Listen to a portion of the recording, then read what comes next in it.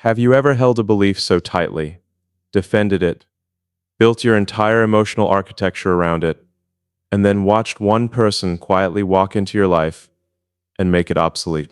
Not through an argument, not through a debate you could win or lose on logic alone, just through the way she existed, the way she moved through ordinary moments without performing anything, the way she looked at something fragile and didn't flinch. I had made up my mind about marriage, completely.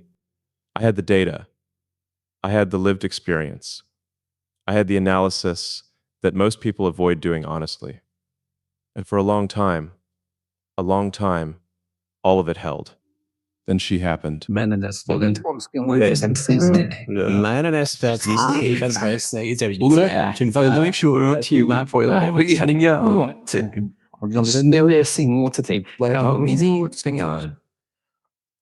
And I don't mean that romantically.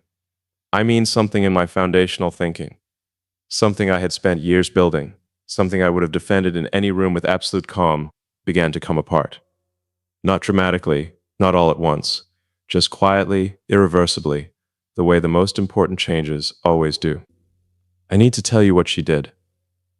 Not what she said, what she did, simply by being exactly who she was.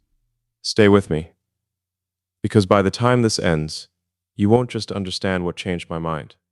You'll understand what's been quietly changing yours. I want to tell you about the wall, not a metaphor I borrowed from someone else, not a concept I read about and applied to my situation. An actual, structurally sound belief system I built over years, brick by brick, evidence by evidence, until it was so solid that I stopped questioning it. Until it wasn't a wall anymore. It was just reality. Imagine it's late. You're sitting alone, and you're... because someone, just made it feel incomplete. That was where I was the night things started to shift. But I'm not there yet. Before I tell you about the shift, I need you to understand what I was holding. I need you to understand how certain I was. Because if you don't understand the certainty, you won't understand what it cost me to let it go.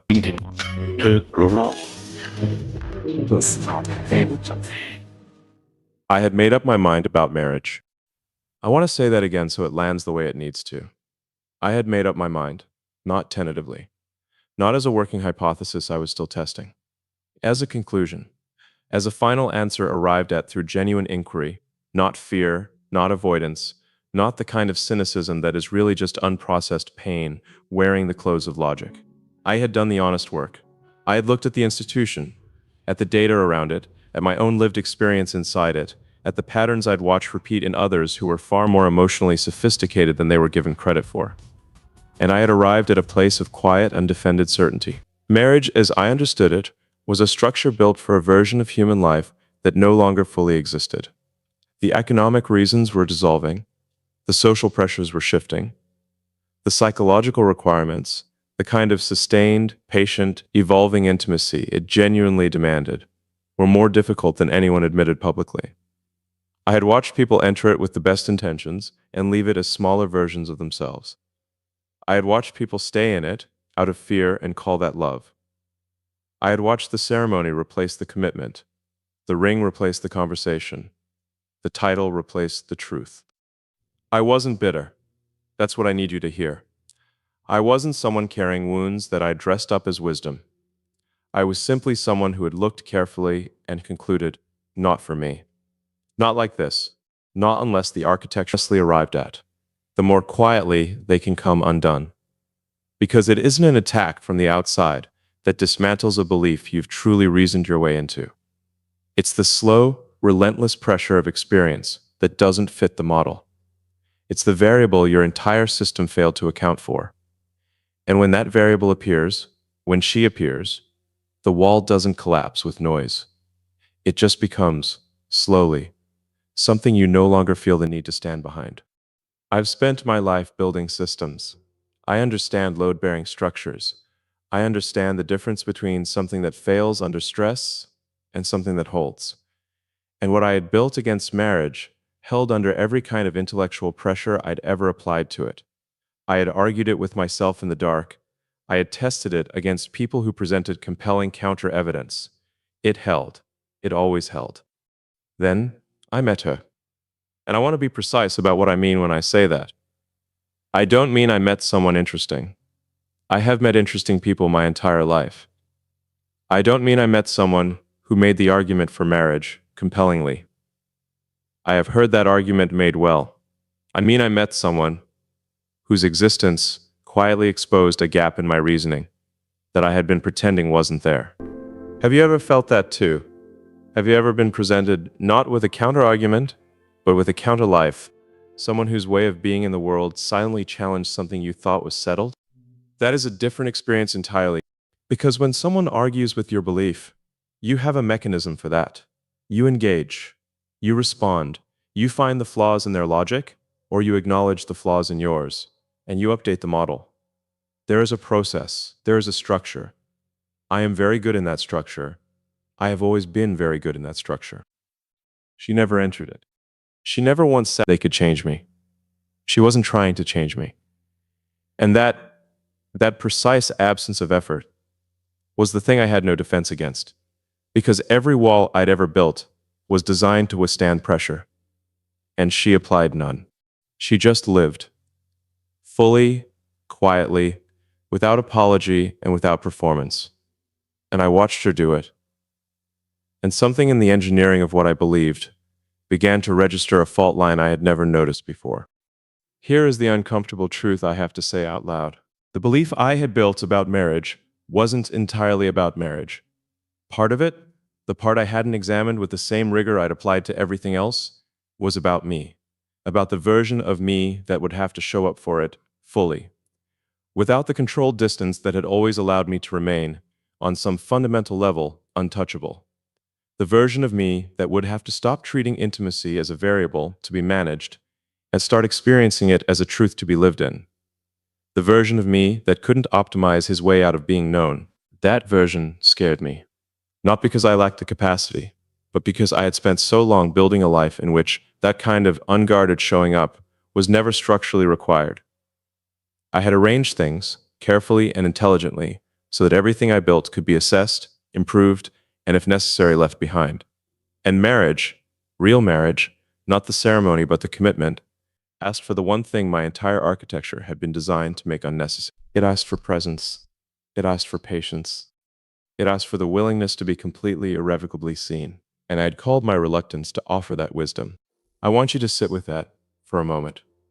Because I have a feeling, and I want you to tell me if I'm wrong, that you may have done the same thing.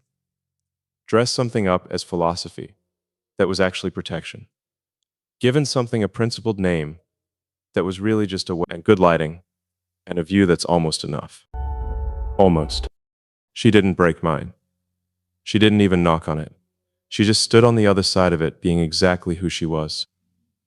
And slowly, in the way that only the most permanent things happen, the wall stopped feeling like wisdom and started feeling like something I had built to avoid becoming who I was always supposed to be. That was where it started. There is a specific kind of person who changes you without trying to. I need you to understand how rare that is, because most people, most well-intentioned, genuinely caring people, when they sense that you've closed a door, will try to open it. They'll be gentle about it, they'll be patient, they'll believe, with complete sincerity, that what you need is simply the right amount of warmth, applied in the right direction, over enough time. And sometimes they're right. But more often, what that approach produces is not transformation. It produces a man who has gotten very good at seeming open, while remaining at his core, exactly as closed as he was before. But she never did that. I don't think it was a strategy. I don't think she made a calculated decision to withhold the argument, to play a longer game, to find the approach that would finally reach me. I think she simply wasn't interested in the project of changing me. She was interested in me, in the actual person, not the potential renovation. And that distinction, that quiet, radical distinction, is the thing I keep returning to. Because it was the first time in a very long time that someone's attention hadn't arrived with a blueprint. Most people look at you and see what you could become. She looked at me and seemed entirely at peace with what I already was. Not in a passive way. Not in the way of someone who has simply lowered their expectations and called it acceptance. in the way of someone who had done their own work so thoroughly. That fullness was the thing I had no system for. Think about how we typically approach the people who matter to us. Think about what we actually bring into a relationship. Not what we say we bring, but what we bring. We bring our incompleteness, our unfinished architecture, our half-answered questions, and our very sophisticated explanations for why those questions are better left unanswered. We arrive, most of us, as systems under construction. And we find people who are also systems under construction. And we call that love. We call the collision of two unfinished things a foundation. She arrived finished. Not perfect. Finished. There is an enormous difference. A perfect person is a performance. A finished person is someone who has looked at their own fractures, mapped them carefully, and decided not to hide them, not to eliminate them, but to stop being surprised by them, to stop letting them set the terms of their life. She was finished in that way. Quietly, without announcement, without the performance of someone who needs you to know how much work they've done on themselves. I watched that and I didn't know what to do with it. Because the system I'd built, the one that had held so well against every intellectual challenge, was built in part on the assumption that love is an unstable variable, that it asks too much, costs too much, and ultimately delivers too little of what it promised. I had the evidence. I had cataloged it honestly. Love, as I had experienced and observed it, was a system that degraded. It started at one temperature and cooled. It started at one level of intention and eroded. Not because people were dishonest, because people are human, because completeness is hard to sustain, because the gap between who we are and who we want to be in love is almost always wider than we admit when we start. Here's what I hadn't factored in. I had built my entire model on incomplete data, not because I was careless, but permanent, and the reward is uncertain. She taught me something entirely different. She taught me that stability in love isn't the result of effort alone.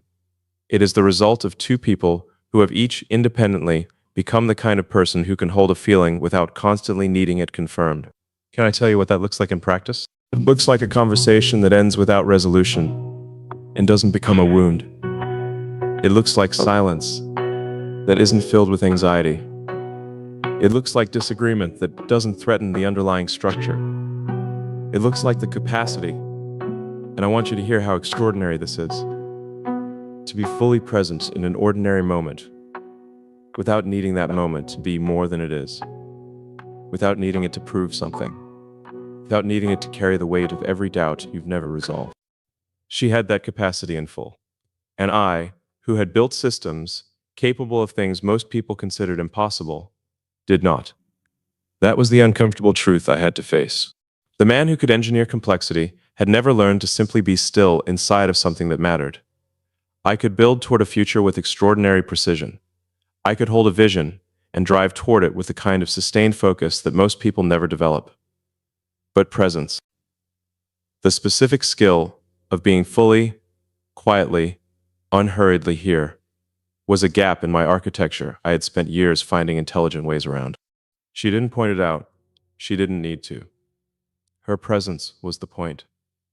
Her capacity to simply exist in the moment, not reaching forward into anxiety, not pulling backward into history, was a living demonstration of the thing I lacked.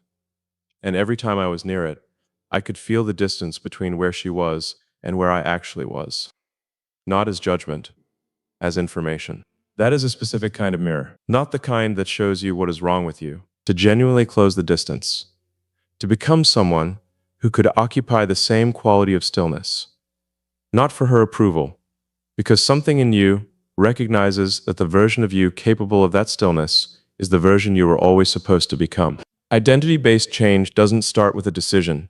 It starts with a glimpse of who you could be, and the unbearable clarity that you are not yet that person. She gave me that glimpse without intending to. Fully, quietly, without an agenda attached. And that undid me more than any argument ever could. Because an argument engages the mind. Presence engages the whole thing. The architecture you've built, and the person you've been hiding underneath it. She reached the person underneath. Not through force, not through persistence, simply by being so completely herself, that there was no longer anywhere to stand that felt more solid than the truth she was quietly, accidentally showing me. She never argued with the wall. She just made it feel, for the first time, like a very elaborate way of living small. I need to tell you about the moment the certainty broke. Not the moment I changed my mind. That came later. I need to tell you about the moment before that, the specific, unremarkable, devastatingly ordinary moment when the system I had trusted for years registered its first real fault. Because I think you need to understand what a crack actually feels like when it happens inside something you believed was permanent. It doesn't feel like revelation. It doesn't feel like clarity arriving after a long absence. It feels like a very quiet wrongness, like something that was load-bearing has just shifted, not collapsed, not failed, just moved, barely, in a way it was never supposed to move. That is all a crack is, at first. But here's what nobody tells you about cracks in structural engineering. The crack itself is rarely the problem. The problem is what the crack reveals about the load you not unknow what you're looking at. I was in the middle of something ordinary. That is the thing I want you to hold on to. There was no dramatic context, no heightened moment designed to produce revelation. We were not in a place that was supposed to matter. We were doing something that would not register as significant to anyone watching. And in the middle of it, in the middle of complete ordinariness, she did one thing, one small, unself-conscious, entirely unconsidered thing. And I felt the crack. I'm going to tell you what it was. She turned away from something she was doing to check on me, not because I had made a sound, not because anything in the environment had changed, not because any visible signal had communicated that I needed checking on. She turned away simply because something in her, some quiet internal awareness that had nothing to do with surveillance or anxiety or the performance of care, simply knew. And for half a second, before she said anything, before she did anything, she just looked at me with the specific quality of attention that has nothing to prove. That was it. That was the whole moment. She turned, she looked, she said something small, and went back to what she was doing. And I sat there, inside the aftermath of half a second, with the unmistakable feeling that something fundamental had just shifted. I want to explain why that specific moment broke through what years of argument hadn't touched. Because on the surface, and I understand how this sounds, it was nothing. It was the kind of thing that happens between people every day without registering as significant. People check on each other. People pay attention. This is not extraordinary. I know that. I knew it then. But I had never, and I want you to feel the weight of this word, never been on the receiving end of attention that cost the other person nothing, that required no effort, that wasn't a conscious act of generosity, because paying attention to me was just what she did, without architecture, without intention, without even noticing she was doing it. And here's the uncomfortable truth I had never let myself fully face. Every meaningful relationship I had navigated, every intimacy I had moved through carefully and intelligently, had involved, on some level, attention that I had to earn, not cruelly, not transactionally, just in the natural way that human attention works when two incomplete systems are trying to build something together. You occupy space in proportion to the value you demonstrate. The attention you receive is a function of the effort you make. The care that arrives is the care you've generated conditions for receiving. And I had become extraordinarily good at generating those conditions, at being interesting enough, driven enough, exceptional enough to warrant the quality of attention I needed. She didn't make me earn it. She didn't even make it available to be earned. It simply existed, pointed in my direction, without requiring me to do anything to deserve it. And that specific experience was the variable my entire model had failed to account for, because I had built my understanding of intimacy on a system in which attention is a resource distributed according to demonstrated value. She was operating on a completely different architecture. One in which attention flows from genuine interest, not from earned worth. Wait, before you move past this, hear what I'm actually saying. Because this is not a story about a man who simply hadn't met someone kind enough before. That is not the point. The point is that I had structured my entire emotional life around a model of human connection that was, at its foundation, transactional, and I had called it realistic. I had called it mature. I had dressed it up in the language of self-sufficiency and independence and the refusal to be naive. And when I encountered something that operated outside that model, something that offered freely what I had always had to generate conditions for.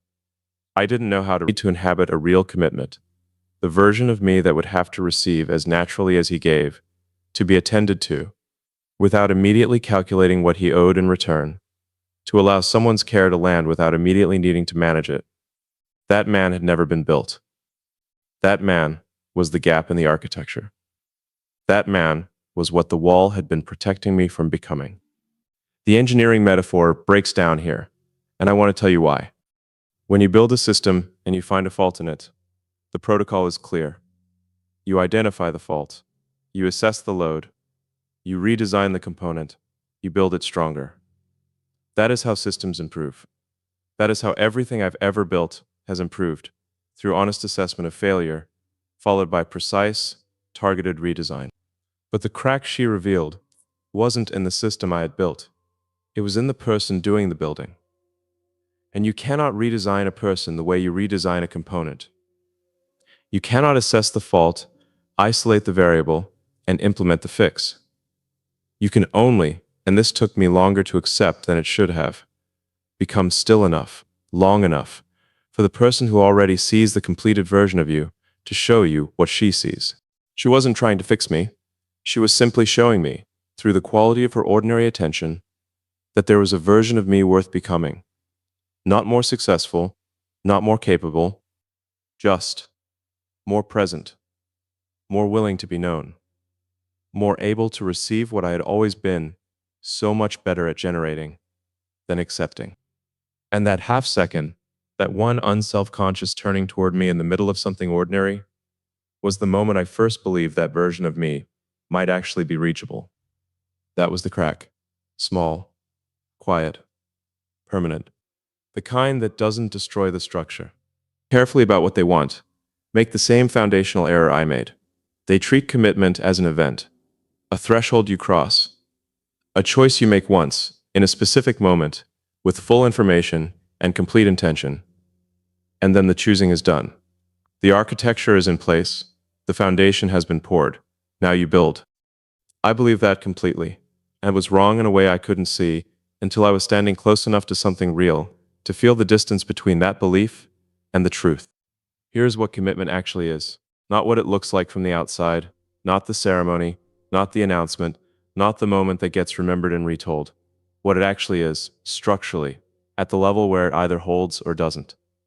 Commitment is a daily practice of choosing someone over the version of yourself that doesn't need them. It is not a decision made once, it is a decision made every morning, in the ordinary quiet, before the day gets loud. It is made again in the middle of disagreement, when the easier path is silence. It is made again at the end of a difficult week, when presence is the last thing your depleted system wants to offer. And you offer it anyway, not because you are performing devotion, but because you have understood, finally, that showing up is the entire thing. That is the real cost of commitment. And when I say cost, I want to be precise, because I am not someone who avoids cost. I have paid extraordinary costs for the things I believed in. I have sustained effort over timelines that most people find incomprehensible. I have operated under pressure that would have ended most systems, and I have kept going, not because I was indifferent to the weight, but because the purpose was clear enough to make the weight worth carrying. What I had never done was pay a cost that didn't produce a measurable output. And that right there is the thing I had to confront. The thing she quietly, patiently, without ever saying it directly, held in front of me until I could no longer look away from it. Does not produce a measurable output. Not in the way I had always understood output. You cannot chart the return. You cannot assess the quarterly performance. You cannot look at the investment and calculate whether the allocation is optimal. You simply have to believe that the thing you're building is worth building before the data confirms it, before the outcome is visible, before the evidence is in. Wait, I need you to feel what I'm saying here. Because for a man who has structured his entire professional life around evidence-based decisions, for someone whose greatest strength has always been the willingness to trust data over sentiment, to follow the logic wherever it leads, regardless of the emotional discomfort of the destination, being asked to commit to something whose return is not quantifiable is not a small thing. It is a fundamental reorientation of the framework. It is being asked to run a system on an operating principle you have spent your entire career refusing to rely on. It is being asked to trust. Not the conditional trust of a well-structured agreement, not the bounded trust of a relationship with clearly defined parameters and exit clauses. The unguarded, uninsured, fully exposed trust of a person who has decided that someone else's presence in their life is worth the permanent risk of their absence. That is what commitment asks for. Not your effort, not your intelligence, not your capacity to build or sustain or optimize. Your willingness to remain unprotected in the presence of one person indefinitely, without the guarantee of return. And here's the confession I have to make. That willingness was the one thing I had never developed. Not because I lacked the emotional range. Not because I was incapable of depth, but because every system I had ever built had been designed, at its core, to reduce exposure, to minimize the variable of uncontrolled loss, to ensure that whatever I invested in a company, in a vision, in a relationship, I had built in enough structural protection that tolerance for difficulty, the one that was just a person, uncertain and wanting, and afraid, in the way that every person is afraid when they stand at the edge of something they cannot engineer their way out of. I had built an entire life to keep that version of me at a safe distance from anything capable of reaching it. She reached it anyway. Not by force, not by strategy, by simply being the kind of person in whose presence all that protective architecture began to feel like a solution to a problem I no longer had. Because the thing I had been protecting myself from, the specific vulnerability of being fully known and potentially still losing, began to feel, near her, like a lesser risk than the alternative. The alternative being to stay perfectly protected, perfectly self-sufficient, perfectly untouchable. And to look up one day from the extraordinary life I had built and find that I had engineered the loneliness in so thoroughly that not even the best version of her could find a way to reach me. That is the real cost of commitment. Not what you give up.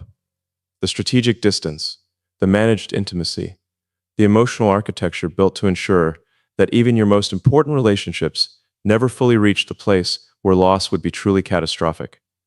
You give that up. You dismantle it, not recklessly, not naively, but with full awareness of what you're doing. And you stand in the open, next to one person, and you choose to remain there. Not because the risk disappears, because she makes the risk worth taking. Let me tell you what changed the calculus for me. It wasn't a grand realization. It wasn't a single conversation that reframed everything. It was something quieter and more permanent than that.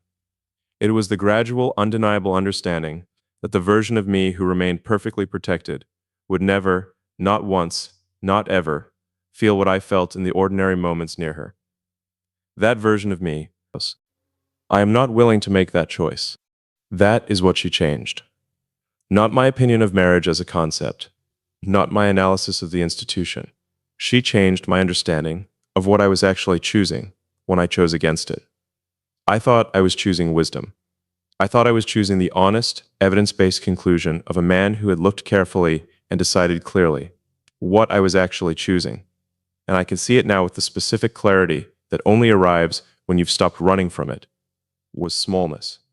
A very well-reasoned, very defensible, very intelligent smallness. Commitment asks for your willingness to be large, to be fully present, to be completely, irrevocably reachable. It asks for patience.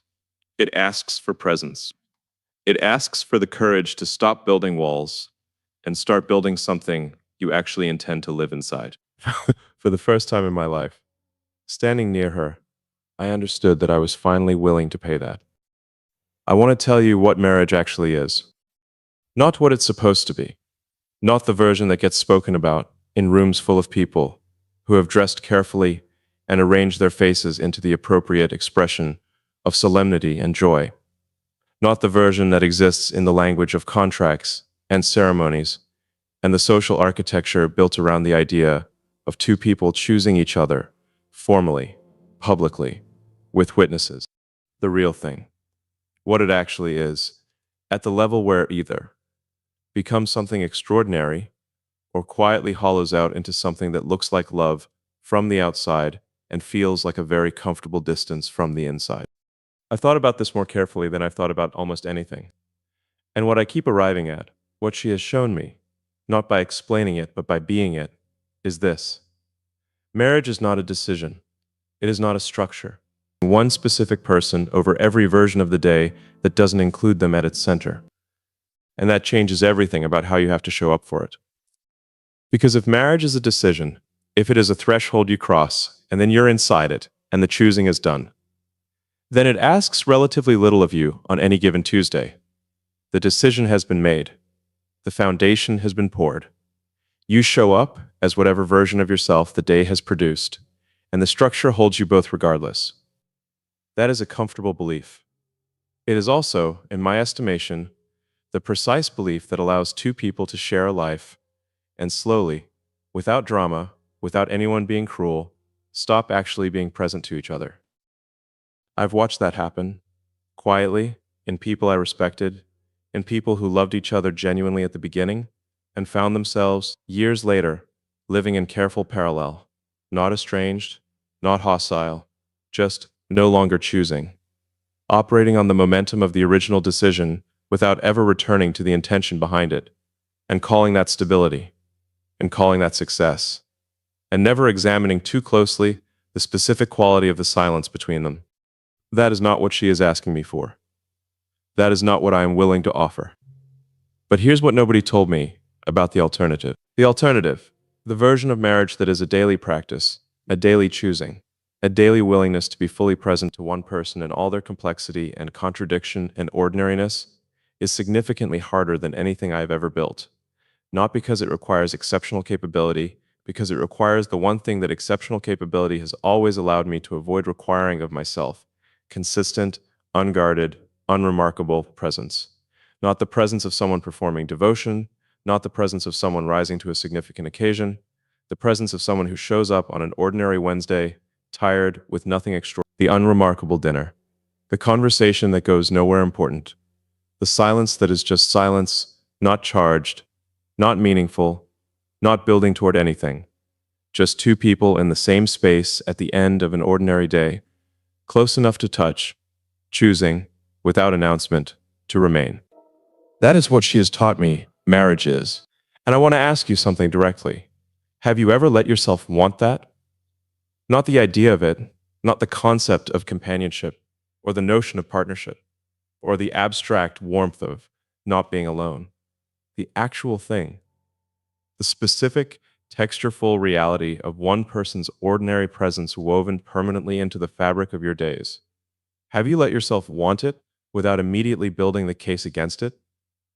Without finding the flaw in the argument, the risk in the exposure, the evidence that suggests it costs more than it returns? I couldn't sleep.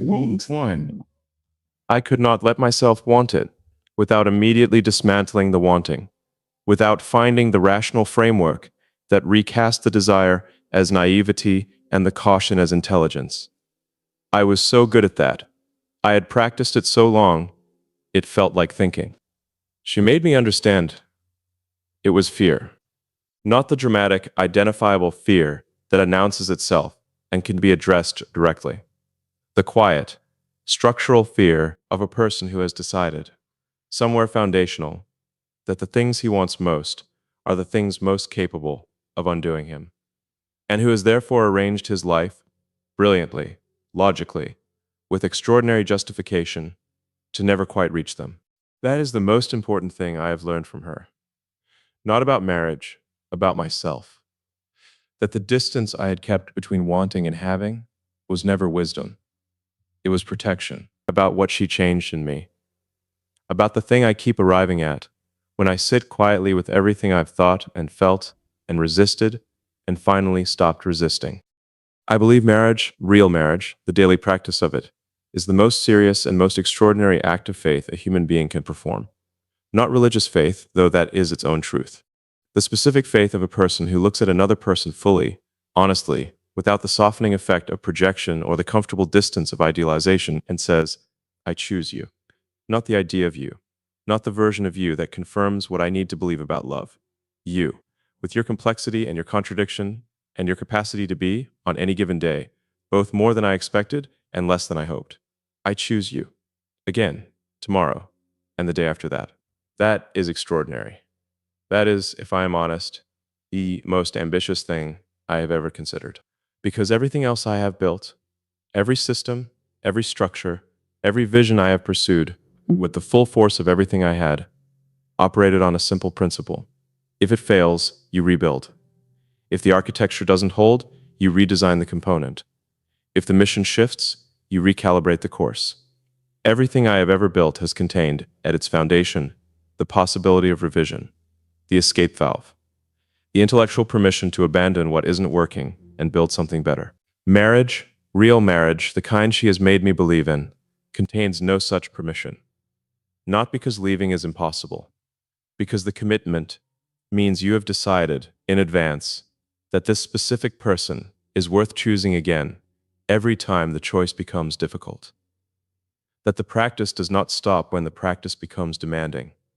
That presence is not contingent on ease. That is what I was never willing to sign for before. And here is the quiet, permanent truth I have to end with. She didn't make marriage look easy. She made it eventually feel natural, feel sustainable, feel like it fits without friction. She showed me that the friction is the point, that the daily choosing, the unglamorous, unwitnessed, unannounced, returning to one person in the middle of an ordinary life, is not the obstacle to love. It is the expression of it. It is what love actually looks like when you strip away the moments designed to be remembered and look at what remains. What remains is the Wednesday, the ordinary quiet, the turning towards someone, not because anything dramatic is required of you, but because the habit of your heart has become, slowly, permanently, without the moment you can point to, where it happened, them. I am not afraid of that anymore. I am not managing it, not calculating its risk, not building the case against it in the background of every moment I allow myself to feel it. I am simply, for the first time here, fully, in the direction of her. And maybe that's what marriage really is. Not a decision you make once in a room full of people. Not a structure you build and step back from. Just two people, every morning, in the ordinary quiet, choosing the same direction. Not because nothing ever changes, but because she does.